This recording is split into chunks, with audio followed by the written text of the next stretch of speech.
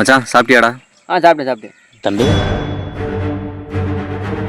To தொட்டு பேசல வச்சுக்க போய். சாரி தம்பி.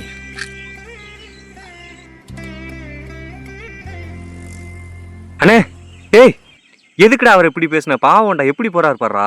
அவனுக்கு தேவையில்லவா போட்டு இப்போ கூட ஒரு ஆணவ கொலை பண்ணிட்டேன். மனுஷெல்லாம் நான் ஒத்துமைன்னு நினைக்க மாட்டேன். நான் இதுக்கெல்லாம் நம்ம பேசி என்னடா ஆக போகுது? சட்டம் நல்லா இருக்கணும். சட்டம் ஒழுங்கா இல்லை நம்ம நாட்டில், அப்புறம் இதெல்லாம் நடக்க தான் செய்யும். இப்போ கூட உனக்கு ஒன்று தெரியுமா? இந்த ஆணவ படுகொலை நீ சொன்னல, ஆமா, அந்த ஆணவ படுகொலை பண்ணதே ஒருத்தன் தான்டா, தெரியுமா? இதெல்லாம் நான் உன்கிட்ட எப்படி சொல்றேன்னு யோசிச்சுட்டு இருந்தேன்டா. ஆனா நீயே அதை எதுக்குறப்ப நான் அதை சொல்றதுல எந்த தயக்கம். ஏன்டா அங்கேயே நின்றுட்ட? நீ என்னப்பா அப்படி பேசிட்டு இருக்க?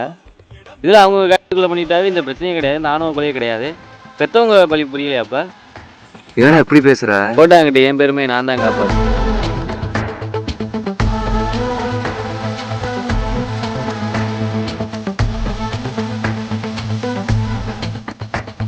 தலையை வெட்டுற தண்டனை தப்புனா, கொலை பண்ற உரிமையை கொடுக்கறதும் தப்பு தானே?